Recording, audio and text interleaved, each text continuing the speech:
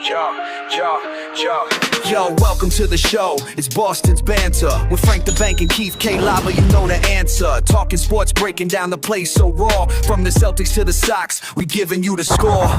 Catch the vibe, we coming live. Filling up your feed, let the passion thrive. Every dunk, every run, we analyze the moves. Shout out to the fans, feel the rhythm and grooves. From Gillette to the Garden, we ain't missing a beat. Frank and KLava bring the fire, can't accept defeat. What up, what up, what up? Welcome back to Boston's Banter, where the sports are wicked and the banter is pissa. I'm your host, Frank the Bank. With me, as always, is Keith KLava, LaCava. What's going on, Brosi Yamabroto? That's a good one, like actually. That one? Very relevant. Not much Brolamide Zacchaeus. Okay, Zacchaeus. I like that one, too.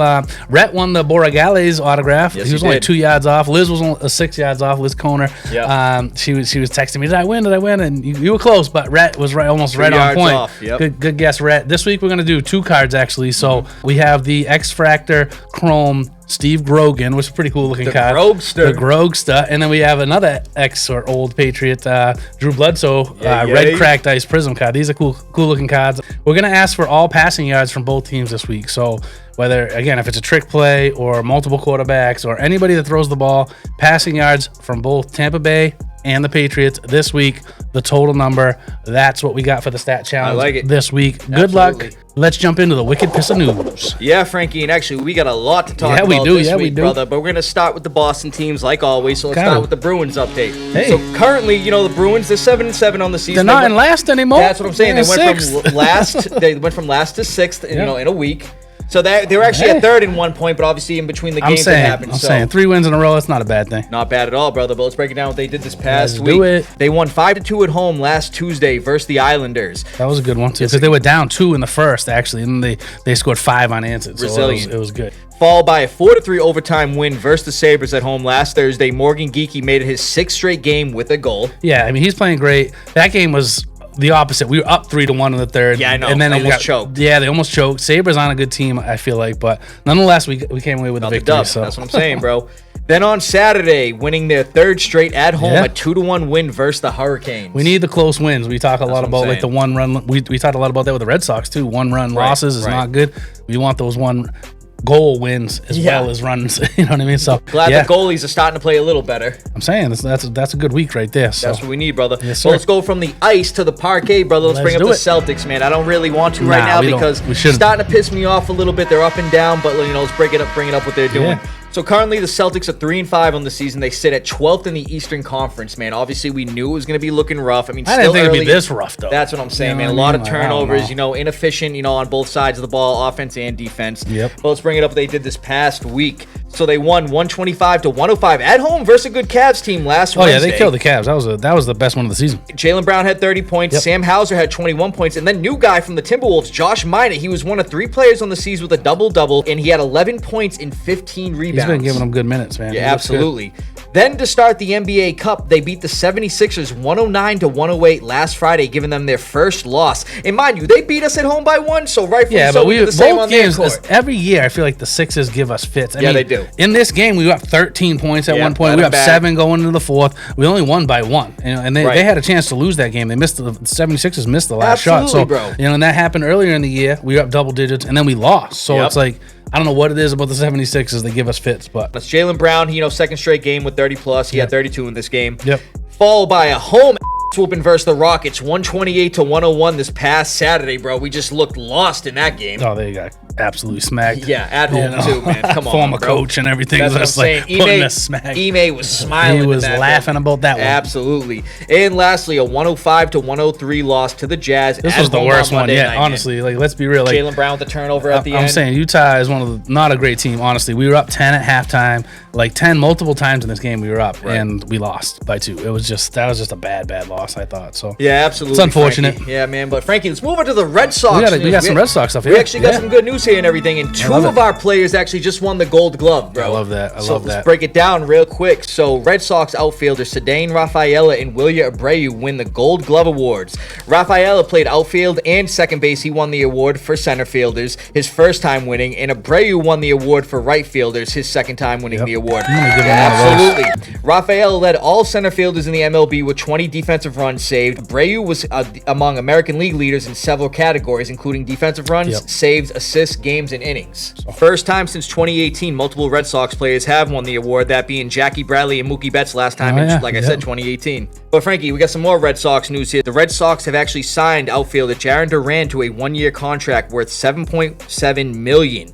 You know, he had a .256 batting average last year, 16 home runs, 84 RBIs, so I'm glad we brought him back. I mean, he was looking like he was going to be the next great thing. He had kind of an off season, a sophomore slump, even though he's not a sophomore, but you know what I'm saying?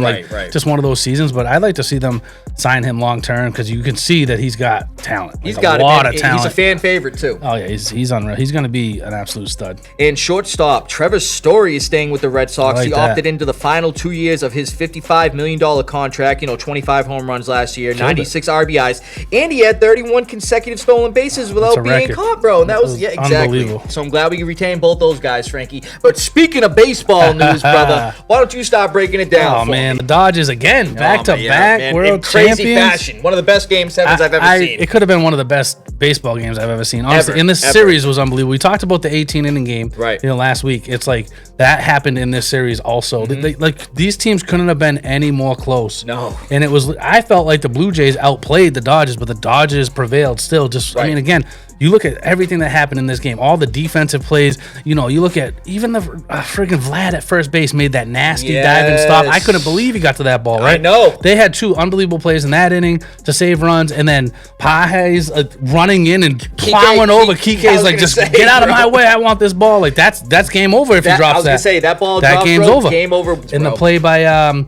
what's his face at second place on the throw home? Rojas, the ninth hitter. He's the one that hit the home run to send it to extras, saved the game on the defensive play. Stumbles, throws home, and Will Smith taps the play. Like, just looks like he might have been safe, but it was so close. Yeah, and I thought he was out, but a lot of people are no. But it's like honestly, the replay looked like he just got him out. So you got to feel bad for those Blue Jays fans, man. Especially if they haven't won the championship since 1993, I believe it was. So Yamamoto winning World Series MVP, rightfully so. He pitched 96 pitches the night before to win game 6. 0 days rest. They bring him in and he pitches like 3 more innings the next day. But Frankie, I just got to show this pic real quick. In the last 6 World Series, there's been a guy named Will Smith, obviously the catcher who hit the go-ahead and he's got 2 of those, but still. Right, and then there's the pitcher that played for the Braves, the Rangers, and everything, so that was pretty interesting. And then I want to show this, too. This was actually Magic Johnson's 16th title through his playing career and ownership.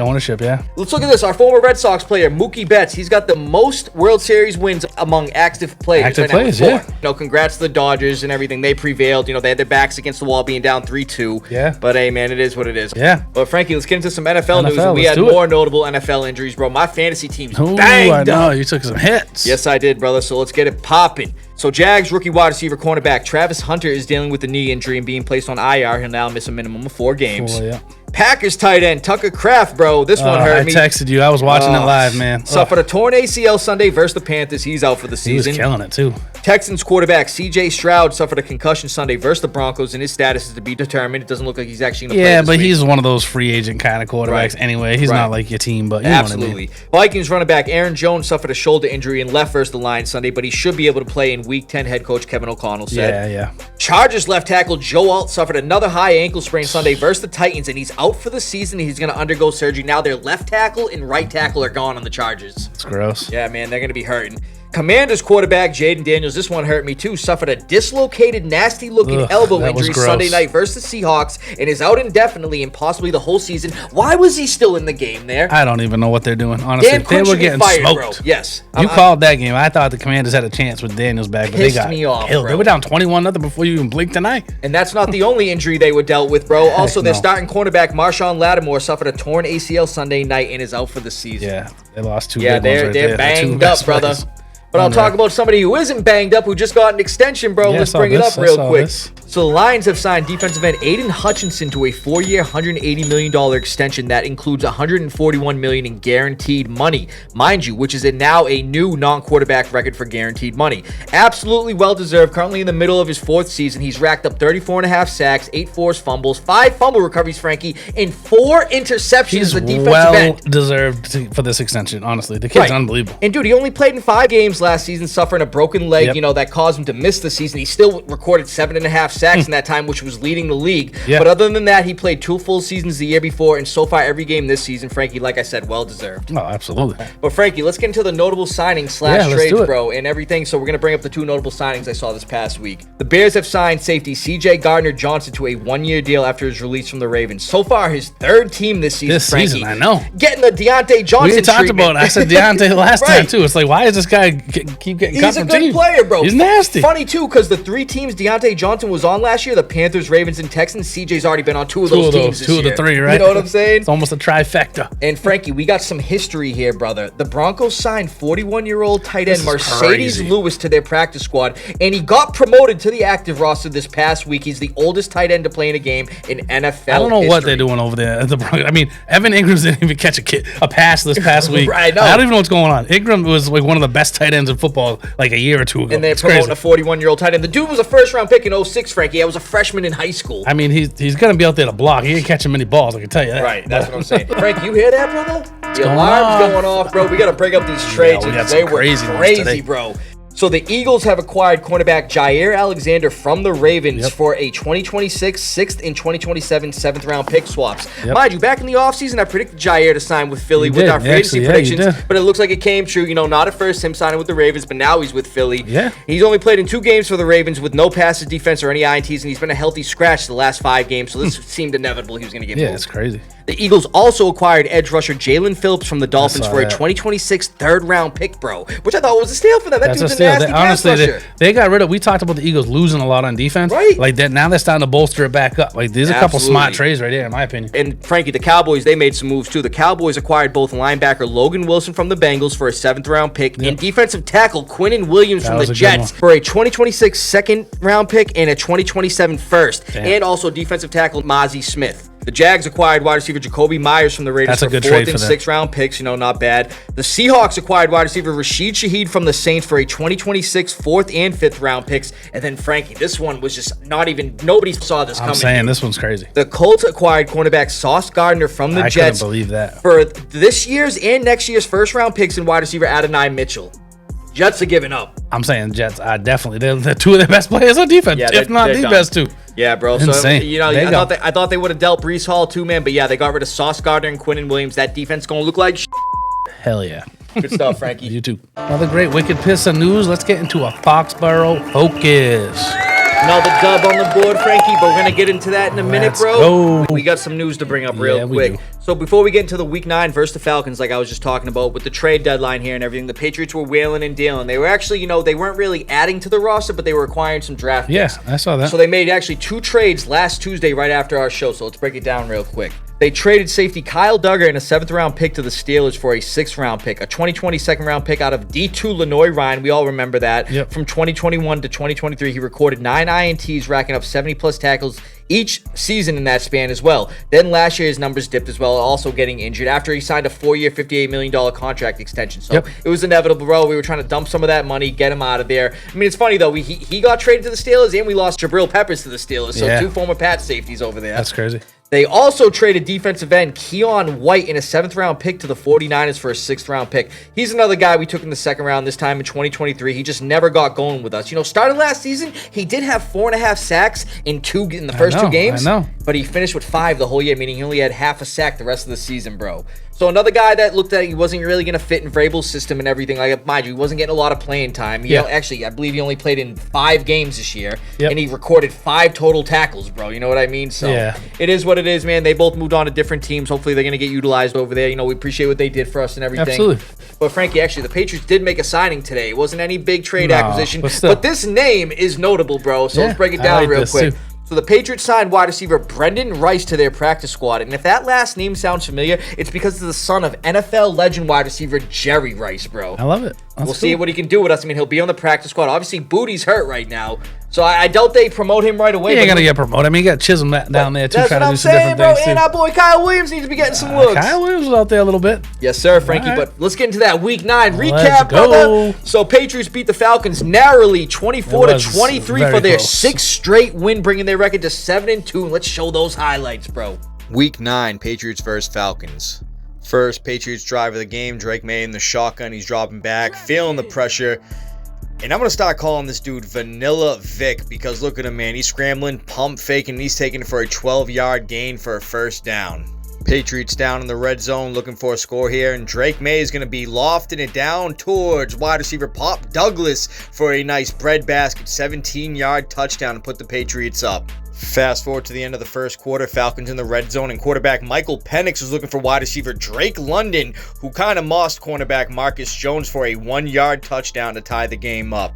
Next Patriots drive, they get down to the red zone, and they're going to be handing it off to running back Terrell Jennings for a 3-yard touchdown run, his first career touchdown to put the Patriots up. Without Ramondre playing, we were going to utilize this kid more.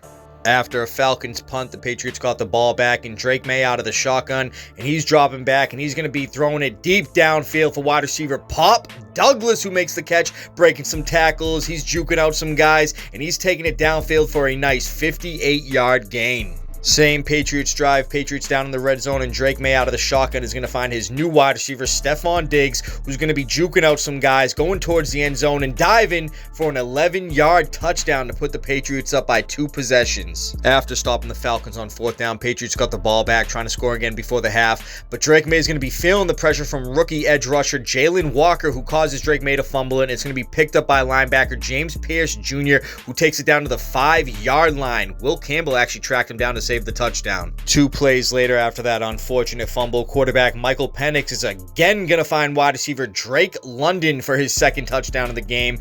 Basically just mossed cornerback Marcus Jones again. Fast forward to the middle of the 3rd quarter, and the Patriots are settling for a 32-yard field goal, and rookie kicker Andres Borregales drills it to put the Patriots up 2 possessions. Patriots will get the ball back after stopping the Falcons, but Drake May unfortunately throws an interception to safety Jesse Bates, and he's going to be taking it 17 yards on the return. That's Drake May's 2nd turnover of the game. The Falcons would then have to settle for a 38-yard field goal by former Patriots kicker in the preseason, Parker Romo, who makes it a 1-possession game. Towards the middle of the 4th quarter, after a Patriots punt, the Falcons trying to tie the game up, and Michael Penix is looking downfield for wide receiver Drake London, who makes a nice 40-yard catch over cornerback Christian Gonzalez. Down 7 with roughly 4.5 minutes left, the Falcons trying to score, and quarterback Michael Penix again is looking for wide receiver Drake London, who makes a nasty one-handed 8-yard touchdown catch on 4th and goal. His 3rd touchdown of the game. But you still got to hit that PAT to tie it up, and kicker Parker Romo is going to kick it wide right to keep the Patriots up by 1 point. But the Falcons got the ball back after stopping the Patriots down 1 point, and Michael Penix is feeling the pressure. He's just going to throw the ball into the dirt. But nah, buddy, that's intentional grounding. Falcons couldn't do anything after that intentional grounding call, and the Patriots got the ball back. But on 3rd and 5, they needed a big first down and got it with reliable tight end Hunter Henry for a big 17-yard gain to seal it. And the Patriots win the nail-biter 24-23 versus the Falcons at home to bring their record to 7-2. So like I said, man, that was... yeah.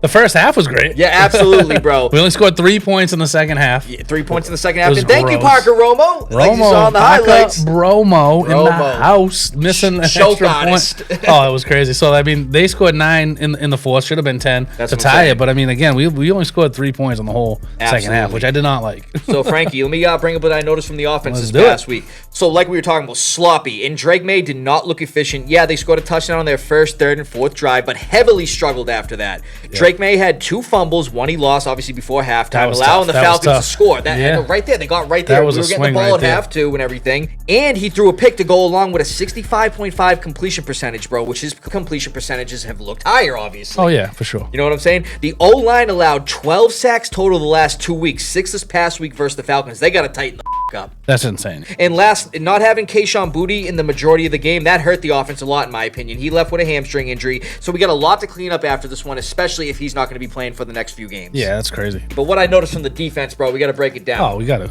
I think the Pats should be better at the pass rush. Again, another week with only 1 sack. So, I mean, it's kind of surprising to me because we were leading the NFL the first 2 weeks with total sacks, and then we're having games where we're only getting 0 or 1 sack, half a sack, bro. Like, come on, we got the guys there. What are we doing? Christian Gonzalez left with a head injury. Drake London, who had 9 catches, 118 yards, and 3 touchdowns. 3 TDs. Mossing people left and right, especially Marcus Jones, as we saw in the highlight tape, bro. Lit us up all game. We need secondary depth. If it wasn't for Parker Roma, like we were just talking about, missing that extra point, who knows? That game could have went to OT. Yeah, we almost lost that game. But a bright spot in our defense, we've been talking about it all year. The epitome of consistency, bro, our run defense. Oh, that's the thing right there. The 9th straight game we haven't allowed an opposing running back to go over 50 yards. The first team to do this, Frankie, since 1950. I was just going to say 1950, yeah. And we didn't play a scrub, bro. We played against Bijan Robinson. We held him to 46 yards. Love it. The run D is solid as brother. But Frankie, let's bring up the upcoming Week 10 at the Bucs, bro. Let's do it. Definitely going to be a tough test and everything, so let's break it down real quick. So the Bucs are coming off a much-needed bye week with all their injuries. Speaking of our lacking secondary, the Bucs should be without Mike Evans, Jalen McMillan, and maybe even Chris Godwin. You know, no report on that yet, but we'll see what happens. And hopefully we have Bonzo back. But how our offense should fare against their pass defense, including all-pro Antoine Winfield Jr., he's a stud out there, picking off passes left and right and breaking up stuff. And pass rush with the likes of big boy Vita Vea. That should all be interesting. Especially the fact that the old line has let up 12 sacks the last 2 weeks, bro. Yeah, that's crazy. And they don't got scrubs on that D-line. They're a good team. That's They're what a I'm solid saying. team. And it should be a tough day for both teams' running backs as well. Us and the Bucs, they rank in the top 10 in rush defenses. All in all, though, Frankie, I don't see May having 2 turnovers in 2 consecutive weeks and everything. So I'm going to be honest, I'm taking the Patriots in this game. I mean, I'm thinking the Bucs might take this one, but they are so banged up. I do think Bucky's coming back this week for them, which helps them a lot. Yeah. It's going to be a close game. I mean, if they give up 6 sacks and a couple turnovers, they're definitely not beating Baker Mayfield. No. It's as simple as that. I think they're going to play a little more organized. Yeah, I'm still going to take the Pats, again, because we're just been the better team this year so far, Right. but it's like you got to stay out of those turnover situations, and all those sacks cannot happen. Especially being in a tough stadium like, in Tampa Bay. They got the Baker's going to and everything. exploit those every time. I mean, he's not Michael Penix, all right? He's That's going what I'm saying. That's crazy. So yeah, I'm taking the Pats. I'm taking the Pats too, so Yes, good sir, stuff. Frankie. So that's all we got for the Foxboro Focus. Let's get into Wicked Smaht Fantasy Stats. How'd you do in your league, Kate? Yes, sir, Frankie, and it was another good week, bro. Back-to-back wins, but we'll get into your league in a minute. We'll start in my league, bro. So in my league, in Week 9, I won 132.12 to 111.52 to bring my record to 5-4, 1 spot out of the playoffs. You know, I'm starting to climb. The injuries don't help, bro, but again, 5-4. So I'm bringing my studs real quick. Running back, Ashton Janty, 19.9, nearly 90 scrimmage yards and a receiving touchdown. Wide receiver, Alec Pierce, one of my sleepers last week, 17.5. He had 6 catches for 115 yards on 13 targets, bro. Actually, it was a career high with the targets. Yeah, he had a lot of targets. Yes, sir. Tight end Sam Laporta, man, he started off the game strong, bro. 23.7 total fantasy points, 6 catches for 97 yards, and a touchdown, bro. He carried 4 guys into the end zone on that touchdown. I like that. And then my kicker, Ka'imi Fairbairn, bro, 18.3, accounted for all the Texans' points. Yeah, sick. And then here are my duds. Quarterback Jaden Daniels, even though he did get 16.22, he threw a pick and he got hurt again. New IG3. That's what I'm saying, That's what bro. just gives me that's what it makes me think of. IG3 had that great rookie season. Yep. Started to get hurt, and then just ruined his career. You know what's crazy, bro? He actually got hurt against the same team, the same quarter, same spot on the field. Yeah, I read that too. Bro, that's weird, bro. They need to get rid of that whole field. It's like cursed or something. That's crazy. I did see that actually. Yep. Wide receiver Roma Dunze, 0 points on 3 targets, dropped the pass in the end zone too. His dad or his uncle requested a trade after this because they weren't throwing the ball, or somebody tweeted something crazy about that. Yeah, bro. I didn't know the way Caleb Williams played. You thought this guy would have at least got 1 or 2 catches. Caleb Williams was bananas. Yeah, he caught 2 passes himself. He caught more passes than home. Right. Running back Nick Chubb got me 3.4, only 34 rush yards, and then tight end Tucker Kraft, another guy who got banged up for me, like we were talking about in Wicked Pissah News. Yep. Only 20 yards towards ACL, got hurt, he's done. And the Chargers defense special teams, even though they won, bro, they only got me 9.5, and they allowed 20 points to the Titans. I know. They were like struggling to even win that game at one point. So, Crazy. Frankie, break it down. How'd you do in my league? I won again in your league. I'm 8-1, killing it. First place, most points, whatever. Still, that's good. 169 to 125.1. Caleb Williams went bananas like we just talked about. Caught a touchdown. Oh my God, 46.7 points. The guy went crazy. He had like the craziest game I've ever seen. 280 yards. 3 touchdowns, no picks, 53 yards rushing, and he caught 2 targets for 22 yards, including a touchdown. Touchdown. Insane game for him. So he went nuts. Jamar Chase always does pretty good, 17.1. ETN 16.5. McBride 16.5. Parker Washington I picked up as a last minute grab because DeAndre Swift was out last minute. He was 17. I didn't really have that many duds except for, I started Bam Knight just because I knew he'd be getting some touches there. He only had 6.7, and then Okonkwo, I had to start another tight end because, again, I have injuries and buys this week, so he only had 3. So those were my 2 duds, really. So how'd you do in my league? Yeah, Frankie, I'm sorry I had to do it to you, brother. You beat my butt. You did. You took me down big time. Another week I'm putting up 150 plus, so let's break it down real quick. So in week 9, I won against my boy Frankie here. You beat me. 170.14 to 122.82, bringing my record to 5-4 in your league. I'm now in 4th place. I still got the second most points. Hey, the only reason I'm in 4th place is because the person above me is 6-3. So hoping I can keep winning, bro. I got a tough matchup against Adam this week. Yeah. So let me bring up my studs real quick. Tight end Brock Bowers, 44.3, 12 catches, 127 yards, and 3 tutties, Hope he bro. breaks his toenail next week, too.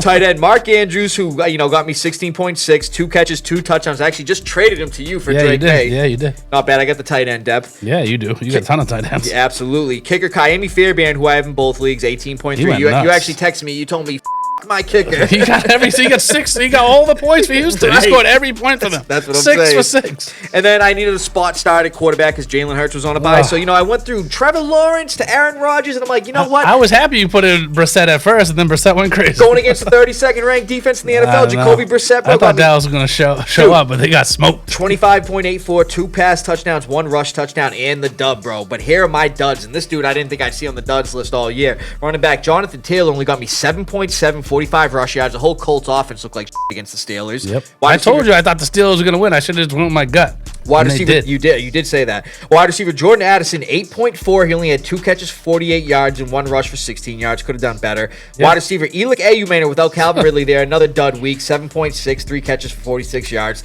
The Raiders defense and special teams, only 5.5. They allowed 30 points to the Jags and lost in overtime. Yeah. And running back Javonte Williams last night, only 7.3, 83 rush yards, and a costly fumble.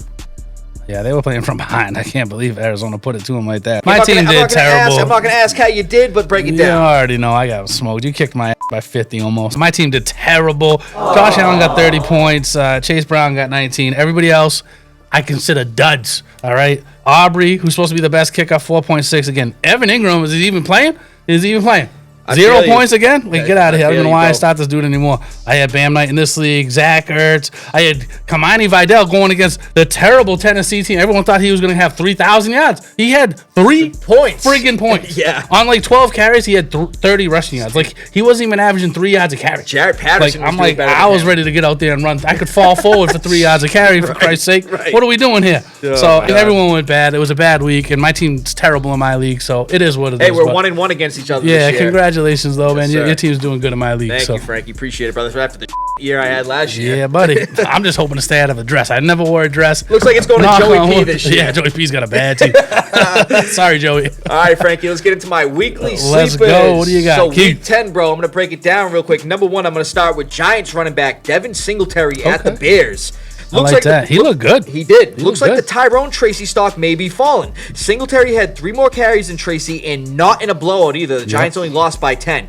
He had 8 carries for 43 yards, averaging a little over 5 yards per carry. And this week's matchup presents some appealing fantasy value for those dealing with injuries or bye weeks. The Bears defense is allowing the 10th most rush yards in the league and allowing the 10th most fantasy points to running backs per game. And in terms of ranking the Bears, their run defense is ranked 27th, allowing nearly 150 rush yards per game. Defense is even worse. That's what I'm saying. Singletary is a veteran who will get his opportunities in this game for sure. Yeah, that's a good one right there. Number 2, I got Texans wide receiver Christian Kirk versus the Jags. Now, another veteran bound to get more opportunities. Kirk's first season in Houston has not been the greatest, only playing in 4 games. But in these 4 games... He got injured a few times. Right. But he's getting targets. But in these 4 games, he's either garnered 4 or 8 targets, no in between, 4 or 8. 4 or 8. And railed in either 3 or 4 receptions, 1 game with 64 yards. This week, he's going against a Jags secondary that's ranked 27th in the league against the pass and allowing the 5th most touchdowns to wide receivers this year. The Texans may be without C.J. Stroud, and Davis Mills is not an appealing option, but with guys like Nico getting doubled with a corner and safety over the top, that could potentially open things for Kirk underneath. Yep. Mills should be looking for Kirk, and mind you, Kirk's a former Jaguar, so the revenge game potential is there for sure. And then number 3, Frankie, I got my boy, Falcons tight end Kyle Pitts versus the Colts in Germany. I like it. Now, my guy Kyle Pitts, man, he never gets love, especially considering all the changes to OCs and quarterbacks he's dealt with over the years. Mind you, this could be a boom week for him considering the matchup. First of all, I don't see the Colts looking as rough as they did last week versus the Steelers, so the Falcons should have to air it out to keep it competitive. Yeah. The Colts have the 29th ranked pass defense, and not only that, they are allowing the 2nd most receptions to tight ends, PPR value there, the 2nd most yards to tight ends, and the 3rd most touchdowns to tight ends. For granted, tied with a bunch of teams, but still. And since we're talking fantasy, they're allowing the 3rd most fantasy points per game to tight ends, and the 3rd most total fantasy points to tight ends. Pitts has also gotten 5 or more targets in every game but 1 this year, and he's seen 4 or more receptions in every game but 1 this year. So I think Pitts has a big game this week versus a lacking Colts secondary. I like that too. Frankie, let's hear it, man, with the Frank's FanDuel pick. Let's do it. So I'm going Caleb Williams again. He got another great matchup. You just talked about it from the other side of the ball with Devin Singletary, but it's in Chicago going against the Giants. Terrible. They're 30th ranked against, 26th ranked against quarterbacks. So it's like they're way low for fantasy wise against quarterbacks. So Caleb Williams got a great matchup. And I'm stacking him with Roma Dunze. He's going to get a bunch of targets this week after that tweet saying you should trade him because he's not getting the ball. So I like that. I got James Cook in here too. Again, going up against Miami's terrible run defense. He always kills him. Yeah. So he's going to tear that up right there. I got Wan'Dale Robinson, cheap money here, 6,000. And again, same reason. You're talking about how bad Chicago is against the run. They're actually worse against the pass fantasy wise. So they're the bottom 3 in the league for fantasy. So it's like against wide receivers. So Wan'Dale Robinson has a great matchup, and I feel like that could be a shootout kind of game. I'm trying to get people in games that are going to be shootouts. So another cheap guy, Hunter Henry this week. Again, Tampa Bay, New England could be a shootout kind of game. You know what I mean? Right. So I like that at 5,300. And for my defense, I put in the Panthers. They're going up against the Saints, who are just absolutely terrible. They just traded Shaheed, so they're only 3,600. I thought that was good. Not bad, bro. That's the rest of my team here. Like you said, Caleb Williams going against the Giants defense. That's going to look good there. James Cook, he always lights up the Dolphins, bro, so you don't got to worry there. Then on the other side, you get Devon A-Chain. The Bills don't got a good run defense, and he's catching passes out of the backfield. Anybody that's in the green, as you can see. Roma Dunze, you know he's going to be getting his looks this week. He's not going to go 2 straight weeks with 0 receptions. There's no way. Absolutely. Impossible. Malik Washington, he's kind of been the guy secondary to Jalen Waddle. He's been getting the runs and the passes, and they're going to be playing from behind, too, so I'm just like, A-Chain going to catch some balls, and Malik. Wan'Dale Robinson against Chicago's lacking secondary as well. He's always getting his looks over there. Then you got tight end Hunter Henry, reliable for Drake May over there, coming in clutch on the 3rd downs. Oh, absolutely. Flex, you got big man Tedero and McMillan, bro, against the Saints secondary. Terrible. He's gonna get his looks there. And then the Panthers defense versus the Saints, bro. I mean, they just beat the Packers. It's like, and come on, Packers got a good offense, bro. I like you, Frankie. That's what I'm saying, brother. Let's jump into a LaCava Rams. You got me 2 games. Both games we had different picks on. Yes, you got them both. So you're back up Frankie. 2. We were tied. So let's see. What are we at totals right now? What are our stats last week, the NFL weekly picks, week 9, that was Frankie. Close. Bring up your overall. So you went 8-6, bringing your overall record to 87-47-1. Not bad. And I got the 2 wins, and our differences, everything. I picked the Bills over the Chiefs and the Seahawks over the Commanders. Seahawks killed the Commanders. I don't even know. Brought my record last week to 10-4, and my overall record to 89-45-1. So I'm up 2 on you, bro. You can easily change. Doing good. Frankie, let's get into those NFL Week 10 picks. Let's go. You name them, we'll predict them. Let's go. Vegas versus Denver. I'm going Denver. Denver all day, bro. This one's interesting. You just talked about it. Atlanta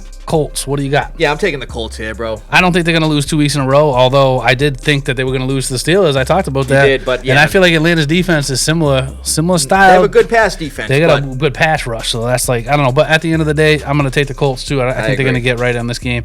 Browns versus Jets. This is the toilet bowl of the week. I'm going Browns in this one. You know what? It's funny because I was actually gonna do the Jets until these trades today. But I'm going Browns now. Yeah, they got nobody on defense. Yeah, that's crazy. Saints at Panthers. Panthers all day, every day. Yeah, especially they've been looking good, especially going against a rookie quarterback. Absolutely. I got Pats already. We already talked about that. Pats at Bucs. We're both going Pats. Ravens at Vikings. Interesting game here. What do you got there? I'm taking the Vikings. Yeah, in Minnesota against a lowly ranked Ravens pass secondary. I got to do something different. I got to go Ravens just because I feel like we're gonna have a lot of different, not too many differences this week. So I have to go Ravens here. Gotcha. Just because Lamar's there. But the Vikings defense played great last week, honestly. And he could be airing it out against a lacking Ravens secondary. Yeah, we'll see. But I'm going Ravens, you're going Vikings. Bills at Dolphins, Bills, obviously. Bills, 100%, brother. Giants at Bears. I mean, I'm going to go Bears, but their defense is terrible. I'm going Bears. Don't get me wrong. I like how Jackson Dart's been playing, but the Bears, man, they've been gelling. Yeah, for sure. Jaguars at Texans. Jags coming off another, interesting game, but what do you got there? Yeah, I'm going to be taking the Jags, especially if Davis Mills is at the helm. Yeah, see, that's such an interesting game for me, too. Like, the Texans D been playing good. I know Davis Mills is tough, though, because CJ, I don't know. That one, to me, I'm going to go Texans. It is what it is. If I lose it, I lose it. I gotta try to get back in the lead here. Cards at Seahawks. Your boy Brissett, I don't know. Yeah, no, I'm taking the way Sam Darnold just played, I'll say it. Hey, they just got Shaheed. I like that for them, too. Yes, He's going to just be a bond burner out there. Right. Lions at Commanders. Commanders, they got nobody left. It's Lions by 100. Yeah, I'm taking the Lions there, bro. Heck yeah. Rams at 49 is an interesting game here. I'm going Rams just because they've been playing so good, but I'm taking 49ers the Rams. at home are tough. Puka's back, and, the 49ers, they just lost another pass rusher, Mikael Williams. His torn ACL. He's out for the year, so I'm taking the Rams here. This one's kind of interesting to me. Steelers at Chargers. Chargers, you just said the offensive line is banged up. I mean, I'm leaning Chargers, but like watching TJ Watt this past week go crazy against the Colts. I don't know. What do you got on this game? So I'm going to be taking the Chargers here. I think the Chargers are going to definitely, they won by they barely won last week against the Titans and everything. They're going to tighten up a little bit. Yeah, they're going to be lacking on the O-line, but I think the Chargers come out and they whoop the Steelers ass. Man, if this was in Pittsburgh, I might be taking Pittsburgh, but it's just like one of those situations. I'm going to take the Chargers here too, just because it's like that's going to be a game though. Like TJ Watt they looked dominant against the Colts. I mean, Daniel Jones looked like the old Daniel Jones. He did. You know what I mean? Let's be real. Game of the week: Eagles at Packers. What do you got here? This game's going to be wild. I don't care that it's in Green Bay. I'm taking Philly, bro. Man, that's a tough game for me too. This one's one of those games. It's like. The Packers just lost a terrible one, though. It's I mean, I got to go Eagles, too. They made some good trades, too.